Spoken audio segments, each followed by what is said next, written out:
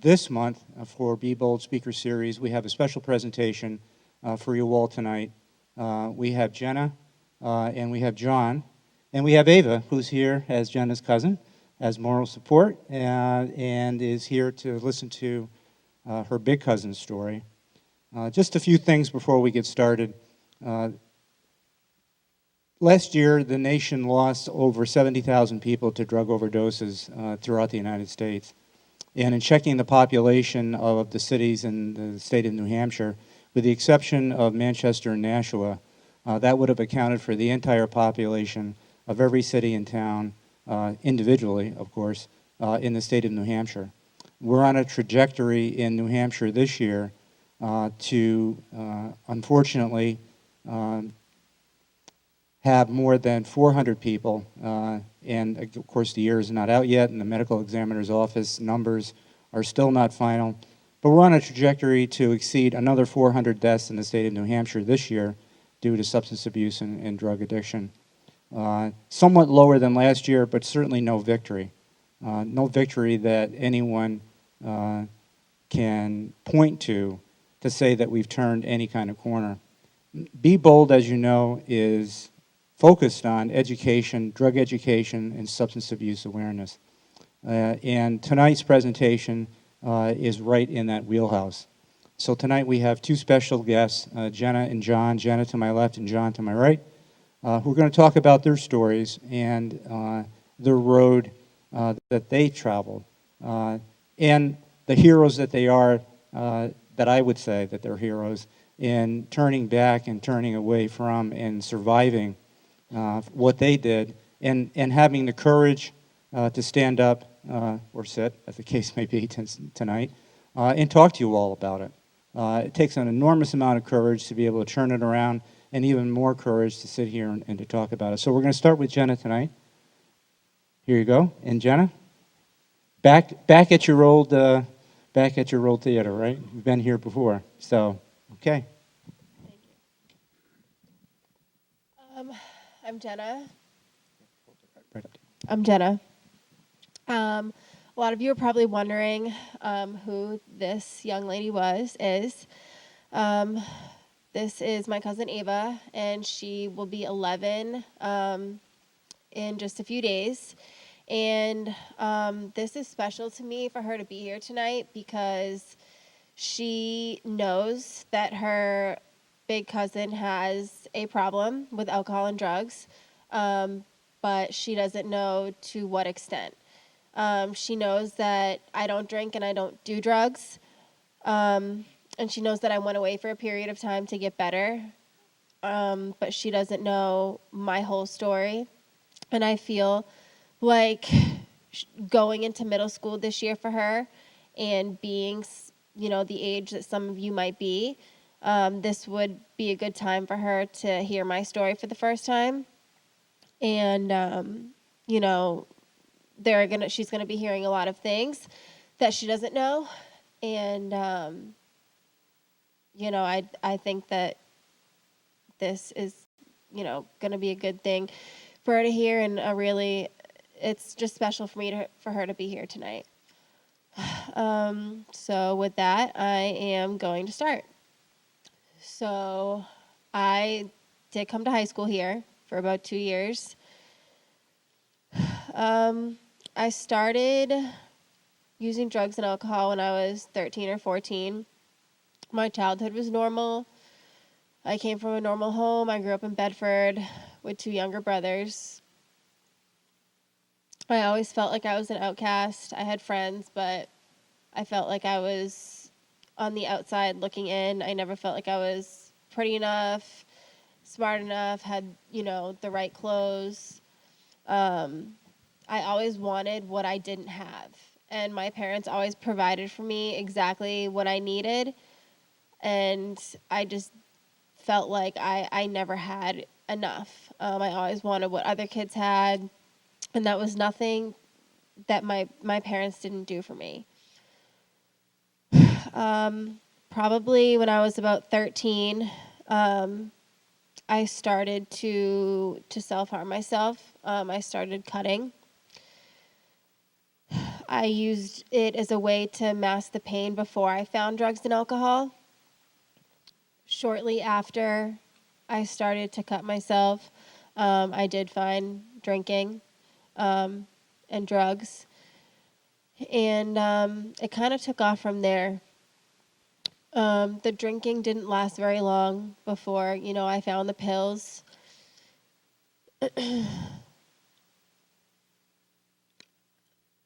Before I knew it, drinking became an everyday thing. I would come to school drunk. I would rummage through everybody's medicine cabinet to find whatever pill I could just to make the pain feel better, no matter what it was. I was really good at being really bad from a really young age. I did play sports. I cheerleaded for Bedford High School for a really short amount of time. And I ended up getting, kicked off the team for coming here drunk. And I only had to do like 10 hours of community service to get back on. And, that was too hard for me. I had said, no, I don't want to do that. I'm going to keep drinking, and I'm going to keep drugging. And I want to keep hanging out with the kids that I'm hanging out with, because that was what I thought was fun. I no longer wanted to cheer. I didn't want to dance anymore. I didn't want to do sports, and I didn't want to continue, with anything. Hanging out with bad kids and not going to school and just acting up was what I found was that I was good at. I didn't have to try anymore to fit in. It just seemed like I had fit in, and I found, where I was comfortable. I think it was about maybe my sophomore year here. I was 15, and I was wheeled out of here in a stretcher for overdosing. And I'll never forget it. And I was suspended, and they had let me back into school. And you would have thought that that would have been something that would have woke me up, and it wasn't. I continued. I was in smaller classes here to try to get me on the right track, and those things didn't help. They didn't change. I continued to be belligerent. I was disrespectful to teachers around here. I'd cut class all the time. I'd walk to the baseball fields and smoke and drink and do drugs. And I really thought I could do whatever I wanted here and anywhere, and I would have no consequences. I was on probation as a kid. My parents' child filed child in need of services on me on 2 separate occasions. It's a CHINS petition for an adolescent, and I was sent away to a couple different adolescent homes to try to get myself back on track. Those didn't work. I found myself hanging out with more kids who were just like me from, this area, who didn't want to get well. I'd come back home and do the same thing. My father used to tell me that if I didn't stop doing what I was doing when I, had turned 18, I would end up in jail. And I said, I always remember telling him, I'm just a kid. I'm going to stop doing what I'm doing. I won't end up, that way. This is just kid stuff. I'm just messing around. And, things sure enough got worse. I always needed to have a guy in my life. Granted, I was addicted to drugs, but I was addicted to men. And that was really sick for me. That was a really powerful thing. I always had to have a guy. And I had to do a lot of work around that. And I ended up dating this guy here in high school who ended up leaving school and dropping out. And I think he was about 16 when he dropped out. And he started getting into heroin at 16, and I remember I would do anything. Like I had this sick obsession for this guy, and I would do anything just to be with him and do anything he did. And I ended up going to his house one day after school, and he had told me he was doing heroin, and I did it. I tried it, and after that, at the age of 16, I never went back. It was 16 that I first put a needle in my arm, and that was it. I believe it was that same year I got expelled from here. So I only did 2 years here and was expelled. A friend of mine had overdosed here in the bathroom on some drugs I gave her. And they ended up sending me off to an alternative school in Merrimack. And I thought, going there, it sucked for me because I was taken away from people that I thought were friends here. And, I thought it would help me maybe get my act together, and, it cleaned me up for a little while. I would do things here and there and still drink, but, it really didn't help. I got involved with another guy. It was a really emotionally and physically abusive relationship. Something that I never thought that I would get involved in. I heard of girls getting involved in relationships like that, and I never thought that would be me. That relationship, it caused me a lot of pain, a lot of hurt, and I was trapped in that relationship for a very long time, due to the physical, emotional, verbal abuse. And I again turned back to drugs, and I couldn't get out. I used the drugs to get out, and I ended up finding, latching myself onto another male, to get out of that relationship. And it was just a vicious cycle for me. I ended up somehow getting a diploma from that school, and once I got my high school diploma, I kind of just washed my hands of that and didn't want to go to college, and said, once I had my diploma, that was kind of it. I was just gonna drug, and that was how my life was gonna go. And me and the guy that I was with were very, very good at being very, very bad, and that's what we did every single day, to get money for our habit. I put myself through a lot of things to support my habit. I have, like I said, been, verbally, physically, mentally, sexually abused. I've caused myself a lot of harm and a lot of pain, and done things to support my habit that I've never thought I would do. I had wiped my family of everything. My parents no longer have their wedding rings. I've taken all my mom's jewelry. My parents almost lost our house, couldn't pay for the mortgage, took my brother's, all their Xboxes, anything that my family had that was valuable, you name it, it's gone. And I did all that just to feed, like, the monster. And those are things that they can never get back. And I have to live with that.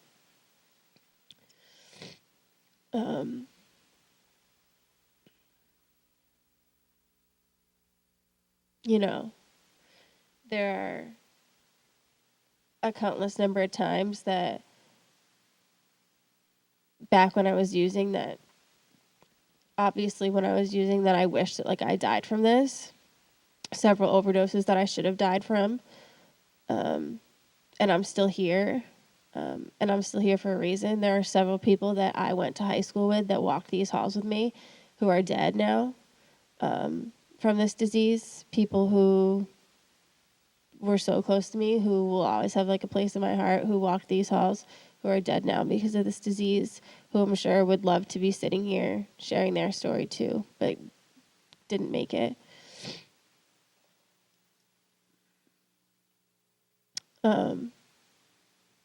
This isn't just, I don't just suffer from this disease, my family suffers from this disease. And, we either recover or we die. And I'm blessed that, I found recovery. Because if I didn't, I wouldn't be here. And, I did spend an unfortunate time in prison. I spent a year and a half in prison due to, a lot of mistakes I made to feed my addiction. And I believe that spending time in prison bought me time. I don't think, it made me better.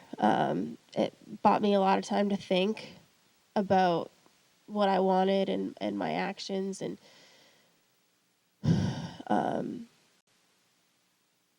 I think it bought me time. And I don't think if I hadn't gone, I would be sitting here. I definitely think I would have been dead if I didn't go. Now, today, I'm grateful and I'm blessed to be able to say that I work in treatment and I get to help people, find, recovery every day. I get to work with other women and try to help them find recovery. And I get to be present for my family and be there for them. I now get to be there for her when I wasn't there for her for, since the time that she was born, I was getting high already. And up until 2 years ago.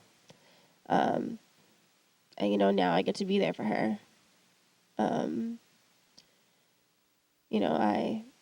This thing had me so bad. I was, my grandfather was my best friend, and I was getting high at his funeral. That's not something I would ever do if I wasn't doing drugs. My grandmother has Alzheimer's, and I was getting high during, the whole time she even remembers who I am and now doesn't even know who I am, and I'm sober. And that kills me. But at least, I know that when she sees me now, she sees me clean. And it's amazing to be able to be present.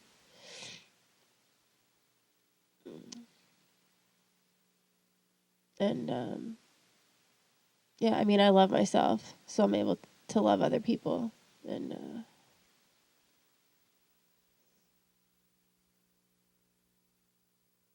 yeah, I'm done.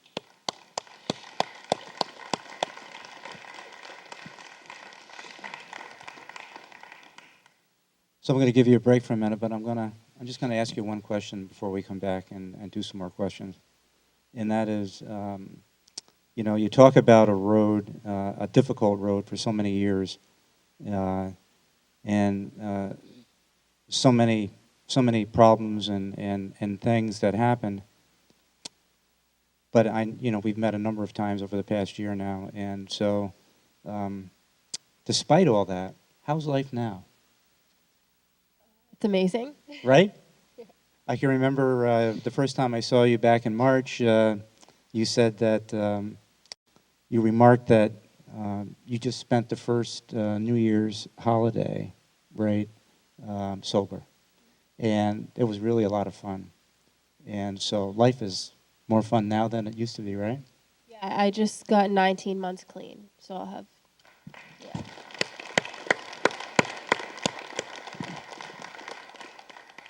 Thanks, Jenna. Let me give you a rest, and we're going to pass the mic to John. John, you're up. How's it going? I'm John. I grew up in Salem, right down the road, and I'm 23 now. I started drinking and using when I was, I believe I was 11. It was sixth grade, the sixth grade summer. And I remember it. I had a friend over, He lived right down the street, so he slept over all the time. And my brother also had a friend over.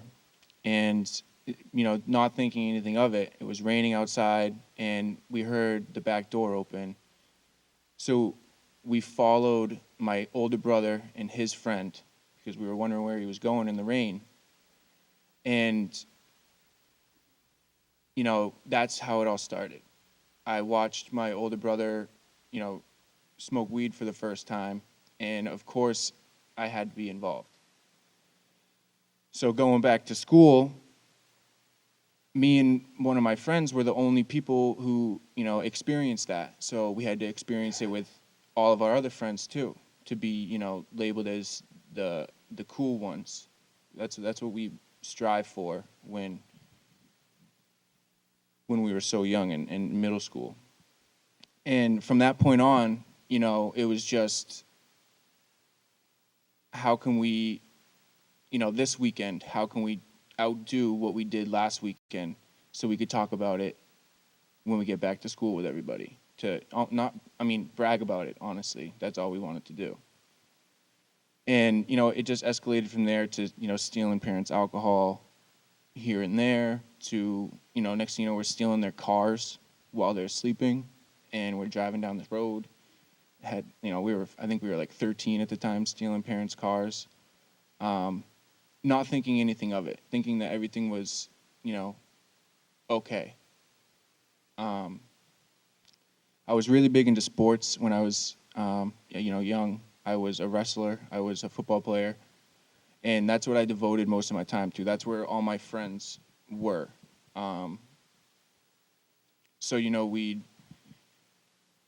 I had a certain group of friends that we all shared the same, mentality of hanging out and what we were going to do and how we were going to do it. So, when you get a group of guys that can all go home and steal, a water bottle full of vodka out of the parents' liquor cabinet, and that weekend's going to be a mess.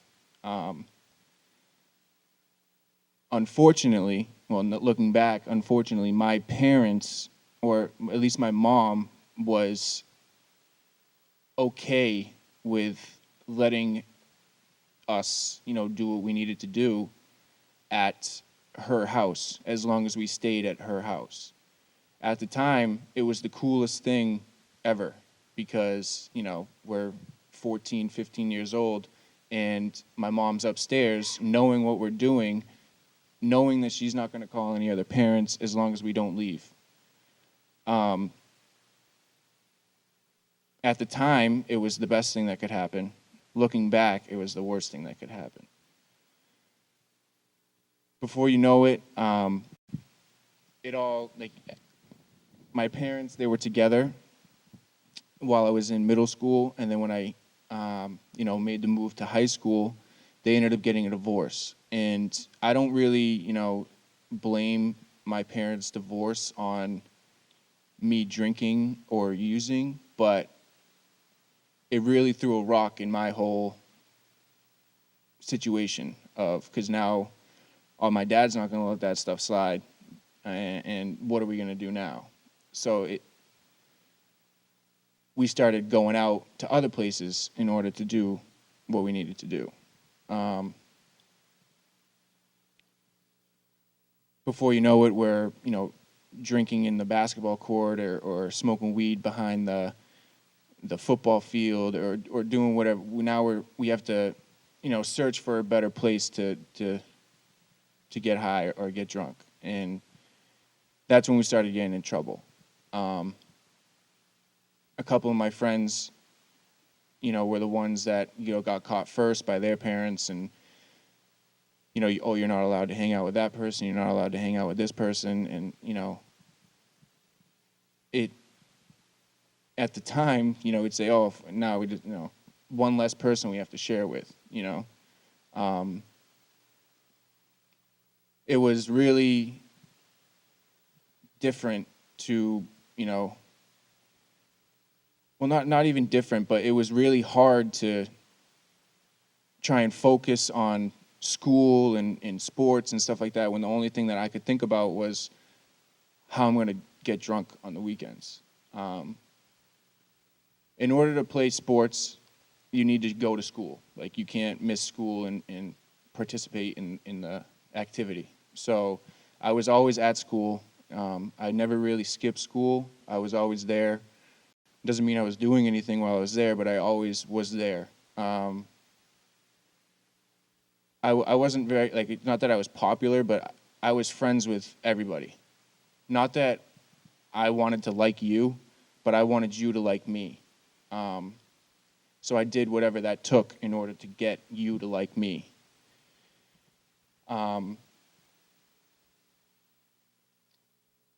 Freshman year is when one of my friends, or it was 8th grade summer, is when one of my friends' dads introduced, a little harder drugs into the situation.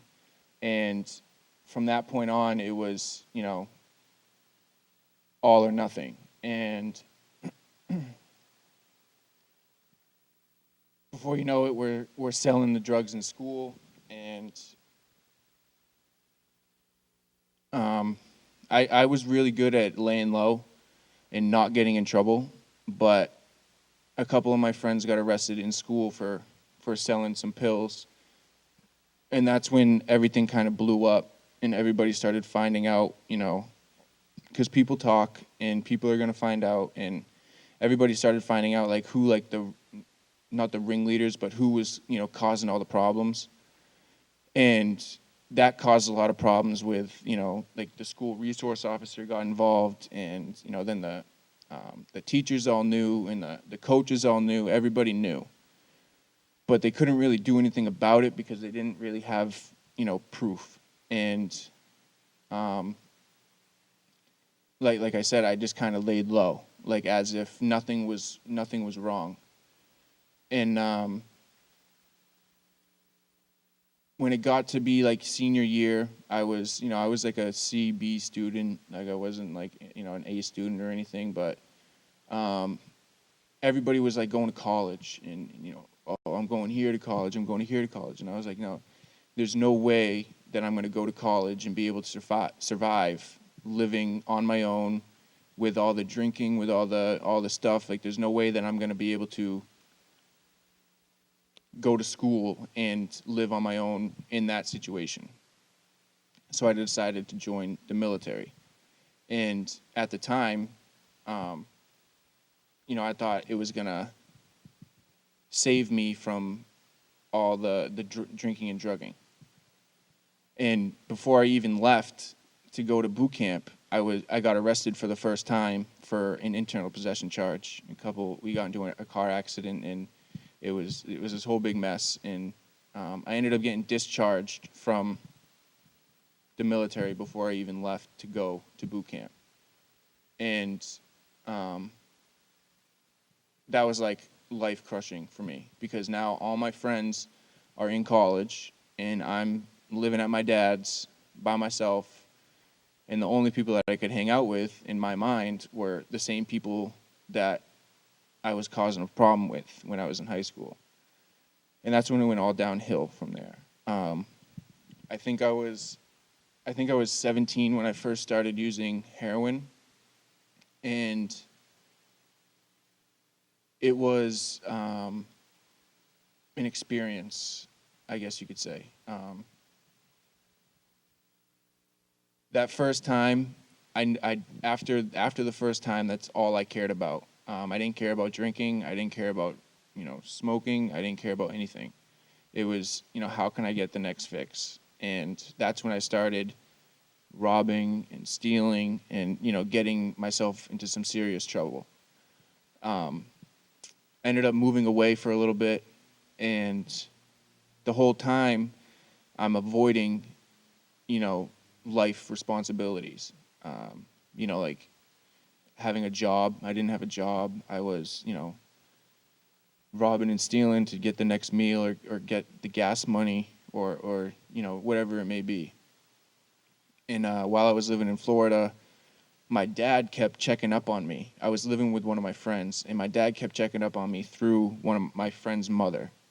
And she eventually told him, like, he's not doing good. he's sleeping until 12 o'clock in the afternoon and waking up, and I hear him leave the house in the middle of the night and come back in, and he's always, sneaking around or lying about something or doing this. So without my knowledge, my dad flew me back up to New Hampshire and put in the work to get my internal possession charge dropped. And it all worked out. I look back on it as a blessing. It all worked out, and I got the charges dropped through this and that, and I ended up rejoining the military, which, again, I thought was like my savior. I'd be good to go after I spent 4 years away and doing whatever I needed to do. During that time where you're on a waiting period until you leave, it was like the worst 6 months of my life, because I knew that I was in already. I knew when my drug tests were. I knew how long I needed to get clean before I needed to take the drug test. And I basically, went to work. I would get paid cash at the end of the day, and I'd spend all that I had on heroin up until the day that I left. I left for boot camp detoxing off of heroin, and it was absolutely horrendous. I spent 3 months in boot camp. I got back, and I thought I was good. I spent 3 months away. I wasn't getting high. I wasn't drinking. I felt good. But before I even, got off the plane, I was already thinking about who I can hit up to, get that next fix. Lasted, you're off for like 10 days or something, and you go back for another 4 months. And for those 4 months, I was good. I didn't get high, didn't drink, didn't do nothing. So when I got back, I thought I was good. I was wrong again. And when I was back, that's when, I want to say it all went downhill, but this whole time I was going downhill. And I got a job doing some stuff in a moving company, and I got myself in some really big trouble. Ended up getting like my first serious charges while I was in the military. And, obviously that's not acceptable. And this whole time my dad is like begging me to just open up my eyes, and I'm blind to it because all I can think about is the next high or the next fix. Ended up showing up to drill high, and obviously when you're around a bunch of officers, they're gonna know what you're up to. So I got called out. I had to take a drug test. They send the drug test out when right after I left the room of taking that drug test. I snuck out the back door and I never went back, because I knew I couldn't face the reality of how big of an idiot I was, what I just threw away for at the time heroin, and I just didn't want to face reality. So I went back home to my dad's, and I knew at the time I thought my life was over. So, suicide was, the next best option. So there was a lot of, long nights contemplating how it's going to happen, what's going to happen, how I'm going to make it look, whether it's an accident, whether, I meant to do it, crashing the car or doing this or doing that. And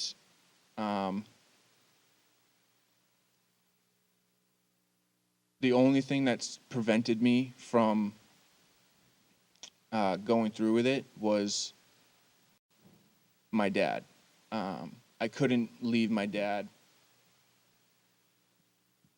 in that. I couldn't just get up and leave him. And I was always wondering about what he would think about me. And, I knew he already not hated me, but I knew he was already disappointed in my actions. And I couldn't leave him any more disappointed than he already was. ended up going to court for some of the charges, and one of the options was go to prison or go to a treatment. And my dad looked at me and he said, "You don't want to go to prison." So I went to treatment, and that was 3 years ago in January. And from that point on, it's been a rough road, for sure, because when you're sober, you got to face life, as it is, as a real adult. And I don't want to say it was delayed because of everything I was doing, but I wasn't doing everything a normal 18, 19-year-old should be doing. So having to face all this stuff while being 20, 21, it was definitely tough. And doing all of it whilst, newly sober was very, very tough. But it just gave me more motivation to, try and keep this thing going for as long as I could. And I met a lot of great people along the way, including Jenna. I met a bunch of great people along the way, people that I'll remember for the rest of my life. But today it's great to just know that I can sit up here and try and, help someone who's thinking that, this is going to be their last night because they can't face the fact that, they're an addict or an alcoholic, because you can, because I was there, and today, or in January, I'll have 3 years clean, and, I wouldn't even, 3 years ago, I wouldn't even think that was an option. I wouldn't even begin to, it wasn't even in the playbook. You know what I mean? Like, I definitely didn't think I was going to make it 3 years clean. Never mind 30 days. Never mind 30 minutes. You know what I mean? So it's good to be able to come here and, try and help someone who doesn't think that it's possible. So with that,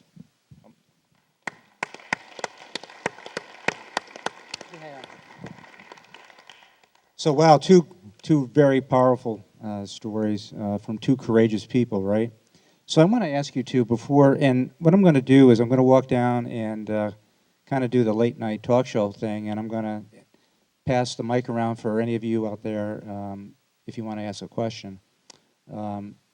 But first, I want to ask the both of you, after saying this, when you look at these sorts of stories, right, and listen to these stories, you look for commonalities and common denominators, and there's a few here that I think bear discussion. One, I don't think, and you said it earlier, Jenna, that you never thought that this was going to be, once you started drinking and doing other types of drugs, you never thought that it was something that you could stop if you wanted to, right? Right? And I think, John, you didn't mention this, but it sounds like you had the same thinking, right? That once you start, you say, I could stop this, right? And figure that anytime I can turn it off. And one of the things that I learned from you two and others is that with a lot of people, you two specifically, that once you go through that door, right, of addiction, whether it's alcohol, whether it's marijuana, whether it's other drugs, for certain people, there's no turning back, right? You just can't turn it off, right? Some people can, but others people can't. And nobody knows, right, until they go through that door. And by the time you do that, it's too late, right? So would you agree with that? I mean, would that? Yeah. Yeah. So, I mean, I have friends that I was drinking and drugging with when I was younger that just stopped. Like, they are, one's a firefighter now, and we were some of the worst kids. And, I went down one way and he went down the other. There was no, it's not like, it's not like I wanted to keep doing it, but I almost couldn't stop. couldn't stop. But with him, Yeah. if he wanted to stop, he stopped when he thought it was enough. Right. And there's nothing that you get when you reach a certain age, right, that's a piece of paper and says, okay, well, um, clue, don't do anything because you're going to be addicted, right? You don't get that piece of paper. And so by the time you find out, it's too late. So one of the things that I think that young people need to recognize is that you don't know. And if you take that chance, right, thinking that you can make that corner and can't, it's too late, right? And so many of both of your friends are no longer around to talk about it. Let me, I know your mom's here. I don't know if your dad's here or not, Jenna, but um, talk to the parents out there with young folks. Just give them some advice about, and I know you had mentioned it and the other times that we talked about the fact that if there was alcohol in the house, if it was in a safe locked up with 47 locks, you were going to get to it, and you did, right? So think about, I know there's parents out there that are begging for what can I do differently? What should I do differently? And give them a little bit of your advice. I mean, it's hard to say because I mean, if they want it, if there's like a will, there's a way, they're going to get it. My parents had put lock after lock after lock on their fridges, and I got into them. And the easiest thing I can say is just don't have it in the house. As far as alcohol, um, I would take hammers and I got in. Um, if I wanted to drink that bad, I was going to get it. Um, you know, it's the easiest thing would just be not to have the alcohol in the house. That's that's really the advice that I would have. And John, I know that you mentioned that your mom actually knew what you guys were doing and thought that if it was at the house, it was okay. But as you said a few minutes ago, that was probably the worst thing that could have happened. I mean, yeah. I mean, at the time, like I said, it was the greatest thing that could happen. But, looking back, my mother is also an alcoholic, and she just, like I said, I necessarily didn't like you, but I wanted you to like me. She was the same way. She didn't necessarily want to like all my friends, but she wanted everybody to like her. So her way of getting everybody to like her was to let them drink at the house, and drinking with her was like an everyday thing, so it wasn't that big of a deal at the time. But, you know, it's I mean, it's tough to say. I don't want to say, not that I'm disagreeing with you, Jenna, but not that you don't have to keep it in the house, but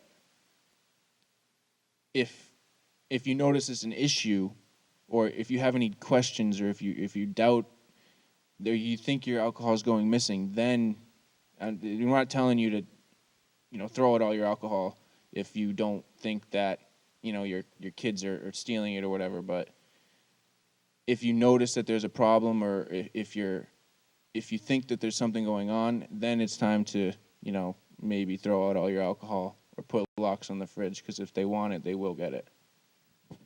There's something that you said about your mom being an alcoholic, and we now know through a lot of these various presentations and talking to some of the PhDs and other really smart folks, a lot smarter than I am for sure, who've studied addiction, and they basically talk about three things. One is there's a certain segment of the population that's neurologically wired for addiction, any kind of addiction, alcohol, drugs, food, whatever the case may be, right? And again, you don't know that. Nobody knows that. And then there's another segment of the population that have a genealogical marker, like your mom, who's an alcoholic, and it runs in the family. And then the third piece is basically access, which you sort of both talked about. If you're going down that road, you're going to get it, and if it's accessible, you're gonna find it. Um, can I ask Ava a question before I go down in the well? What do you think about your big cousin's story? Um, I think that, well, I don't know, like, I think that she, like, is doing great now, and I'm, like, really, like, proud of her because I saw those, like, like, I mean, I saw those moments and like they were really hard, but like I've seen her like do better now, and like it was like so much growth that I saw in her, and I feel really happy for her now, and it's so good to see her like smile like happily and stuff like that. Well, that's what it's all about, right, folks? Really. Okay, very good, right? So I'm going to walk down in the audience. You've got the mic, so you can pass it around. And hang on. He wants to lateral it. You can hang on to it. Anybody that wants to ask a question, just raise your hand. Okay, let's start here. Thank you so much for sharing your stories. I think it's incredibly brave to be so open about your path and everything you went through. There was a comment, Jenna, that you said earlier about your feeling that you didn't belong, that you were different and you wanted things that you didn't have at the time. Having gone through everything you went through, now looking back, is there anything you can tell to these youngsters who are here in middle school and high school and they feel they don't belong? Is there anything maybe you can share, any insight? If I look back now, I do wonder why I didn't love myself then. Um,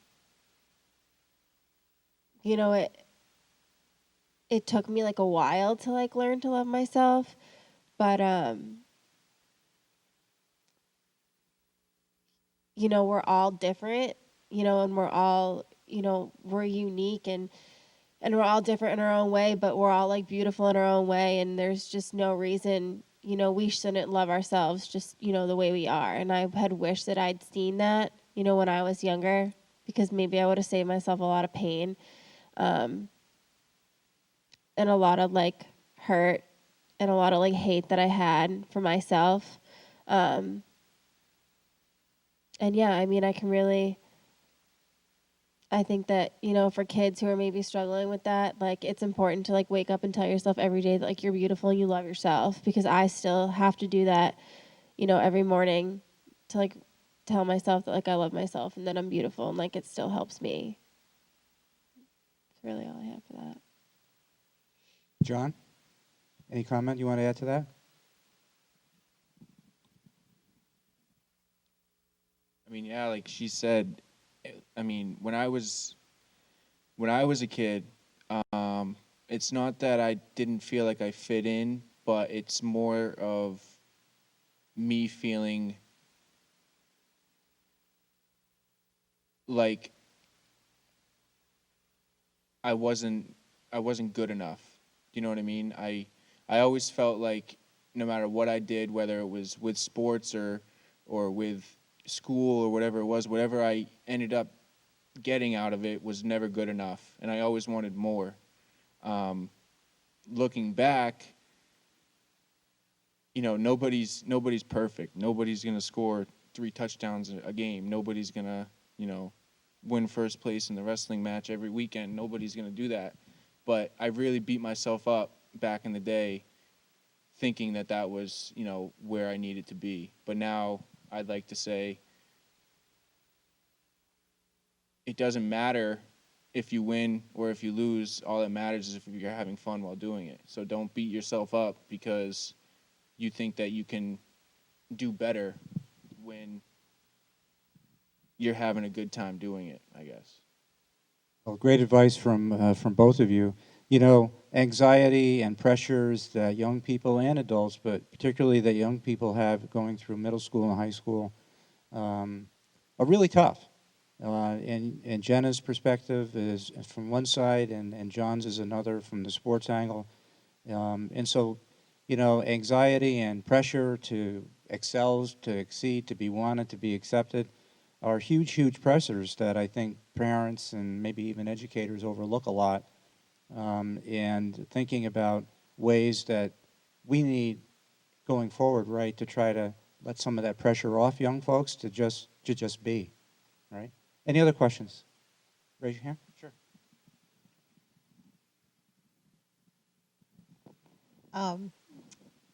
what advice would you give parents of young children Ava's age, about to turn 11, where right now, she's not faced with these difficult social issues. Well, some a little bit, like you said, trying to be like everyone else, but more of, not involved in drugs or drinking at this point. How, as a parent, do you keep them on that path? What advice would you give me so that she doesn't turn a corner like that?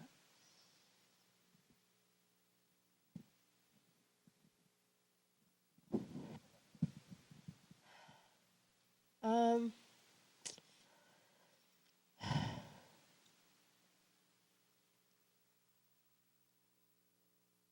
oh boy. I think the advice you just gave just a few minutes ago, right, is to love yourself and be happy with yourself. You know? Yeah, I mean, I think you just kind of have to know who you are. I mean, yeah, I guess what I just said a few minutes ago would make sense.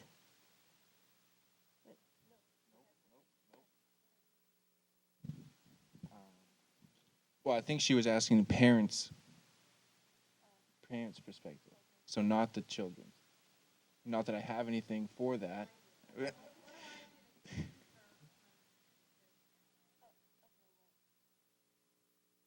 Okay, you can collaborate. This is not a test. I'm not a parent. I guess I can tell you what my parents did, or at least my mom, that didn't work. Do you know what I mean? So don't let her drink in your basement. So that's my input, I guess. There you go. Um,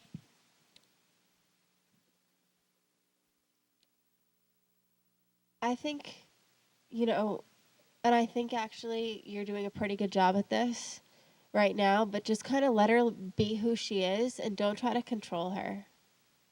I think let her be who she wants to be. Um, you know, kids go through phases obviously, but let her go through those phases and like let her just be who she is and like don't try to make her be who you want her to be, if that makes sense. Any questions over this side I missed? Anyone else? Anyone else? Raise your hand. Up in the back. Hold on.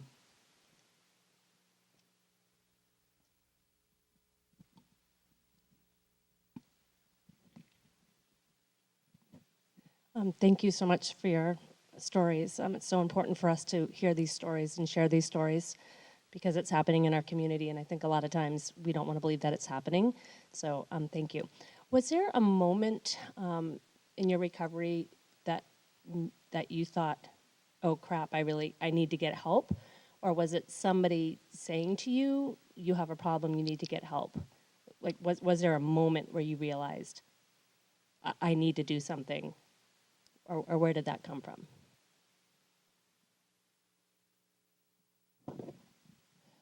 Um, so there for me there was actually so it was both. Um, there had been several times where I had people telling me I needed to get help, and then there had been times where I had known that I needed to get help. It had started with family saying, you need help. And I had said, nope, I don't know what you guys are talking about. I don't need help. And so, it had started with them.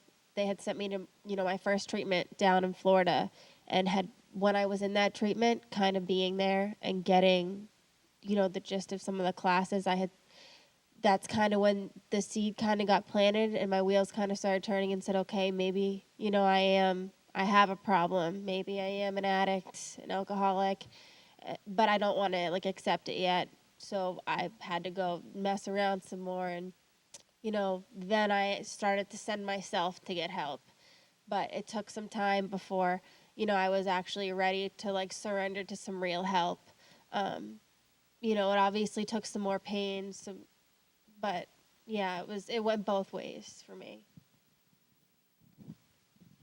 For me, I'd like to say it was both as well. Like I actually remember the day I was, um, I was out of money. I had no one to call. Nobody was calling me. And I went up to my dad. He was sitting out back, and I told him, I was like, I have a problem. And I was good at hiding things, like, and just pretending like everything was okay. So not that he didn't know what I was talking about, but he was kind of flushed, like, like, what do you mean you're addicted to heroin? Like, what do I do? What, like, because he's never had to face any of that before, and that's when like the whole thing started.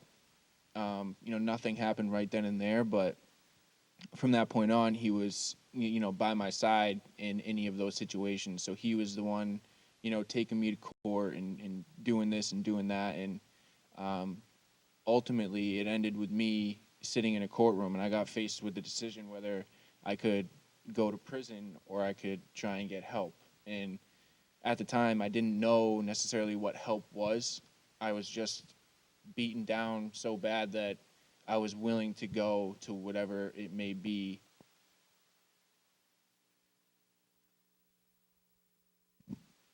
Any other questions? Hands? No hands? Oh, over here. Okay.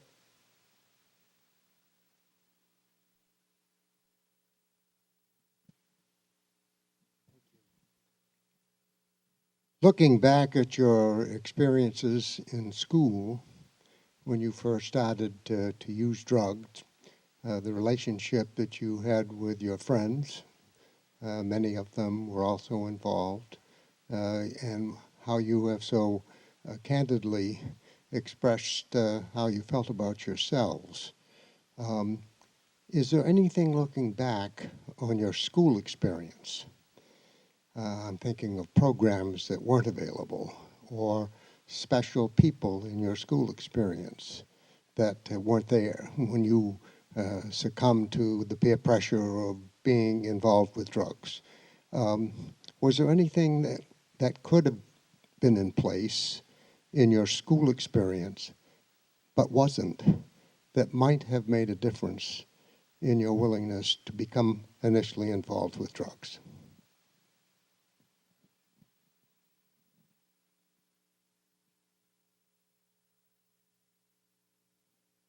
Mike? Oh, it's dead? Okay. Let me get you this one then.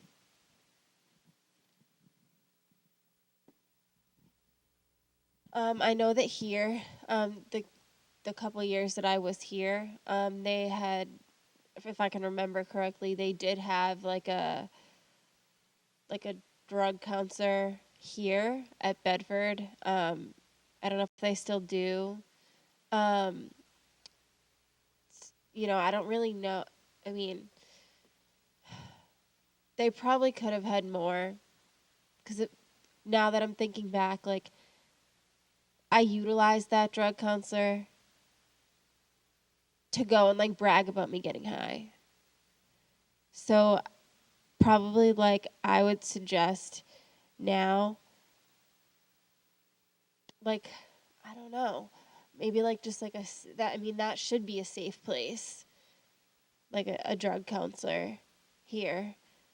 But I mean, I would suggest like something that would have been helpful back when I was in school would have been like a safe place, which you would think would be like a drug counselor where kids can go who are struggling, who actually want help. I mean, I'm not really sure. That's really all I would I could think really. I mean, that's a tough one, because when I was in high school and I was, drinking and getting high, the last thing that I was going to do was go to the drug counselor at school. Um, and I'm sure many of my friends would agree with me.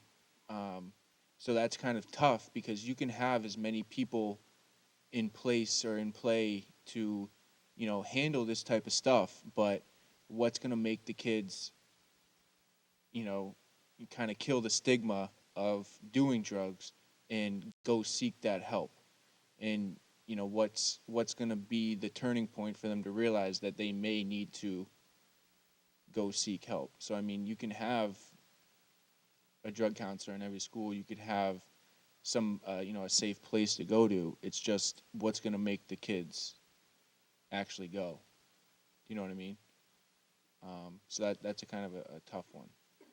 Because I know me and Jenna were talking previously, and we both said, like, you know, when we were in high school, I don't think that I would have come listen to, you know, a couple addicts speak, because I don't want everybody else knowing that I may have a problem.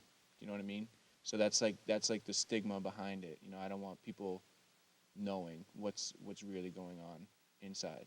You know what I mean?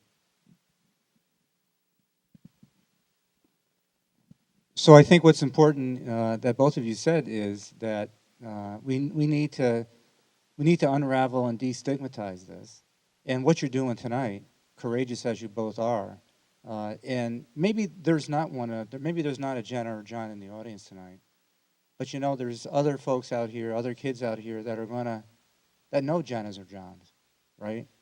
And the hope is that they leave tonight and they bring your message forward to other people, because you start changing the world a piece at a time, not all at once. And I think that what we're doing tonight, what you're doing tonight, your ability to stand up here and talk about your stories and to share them with people means that all the folks out here are going to go out and the kids are going to talk to other kids, right? And you may have solidified and certified in certain of these minds that I'm never going to do this, but they're going to go out and they're going to talk to the Avas of the world, right? And that's where your change takes root. And I think that goes to the fact that, yeah, a lot of times you're kind of like preaching to the choir, right? They're not here in the audience, but your word, your message will get out in a lot of different ways that we don't even contemplate. And I know that because from Jenna's last presentation, I know, and I spoke to you about it, that there were parents that came up to me and said, wow, my kids really, it really made a change in my kid's life. So that's really important. We're out of time, and I want to thank Jen and John and Ava for coming tonight and being the courageous folks that they are to help others understand more of what this really is all about, this being substance abuse and addiction, and what it really takes to turn that corner. And that's really an amazing thing that you both were able to do tonight. I don't think I could do it.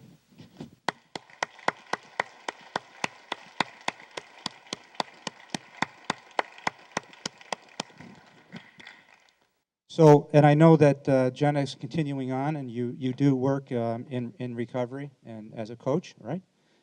Great things, and John does these types of things. And for all of you out there, again, thank you for coming. And for all of you who heard the message and understand what they both said, take this out and carry it forward to others, because that's how we do change the world. That's why BeBOLD is doing what it's doing, because while treatment and recovery are great things, and these two folks are living proof that it does work, but prevention is where we're at tonight, right? Talking about how not to get to the point where you need to be there. And that's where we are, and that's why BeBOLD does what it does. So thank you all for coming. The next BeBOLD presentation will be on Monday at the library on November 26th. Thanks again for John and Jenna and for Ava for coming. Thanks so much.